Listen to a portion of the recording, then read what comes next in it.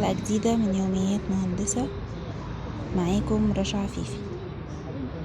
النهاردة هتكلم عن الميكسرز بتاعة الحمام، سواء في الجيست تويلت او الماستر باثروم تويلت والباثروم.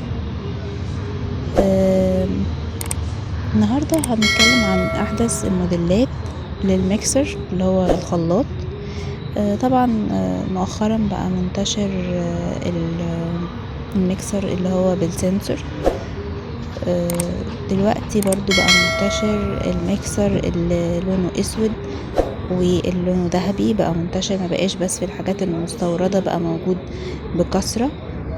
بقى كان زمان اسعاره عالية جدا، لكن دلوقتي اسعاره بقت يعني متوسطة معقولة. ممكن نلاقيها في جروهي، ممكن نلاقيه في ديورافيت برضو نزلوا الوان. ممكن نلاقيه كمان في الموديلات الصيني عادي عند اي محل بتاع سانيتري وير. الموضوع بقى اكثر انتشارا، وبقت الاشكال مختلفة وديزاينز كتيرة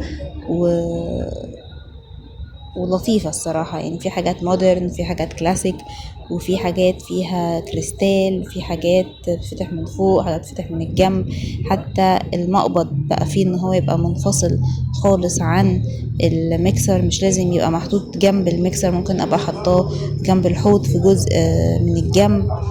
زي ما انتم شايفين الاشكال بقت مختلفة والديزاينز بقت مختلفة خالص.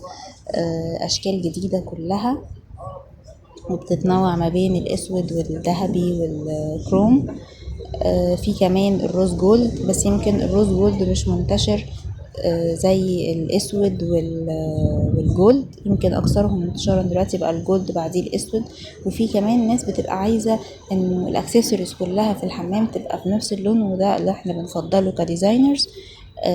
يعني كل الاكسسوارز اللي انا هجيب الميكسر اسود، فيبقى الشاور والهيد شاور وكل والبيبر هولدر والهوك وكل الحاجات دي تبقى بنفس لون الميكسر، يبقى كل لون واحد. وده بقى موجود بسهولة، موجود بقى في هاني ميكس، موجود في العربي، موجود في اي محل كبير من المحلات اللي بتبيع الادوات الصحية او السانيتري وير. ممكن بسهولة ان احنا نلاقيه. الموضوع ما بقاش زي الاول بيقتصر على اماكن معينة او استيراد، لا بقى في حاجات كتيرة موجودة بكثرة يعني.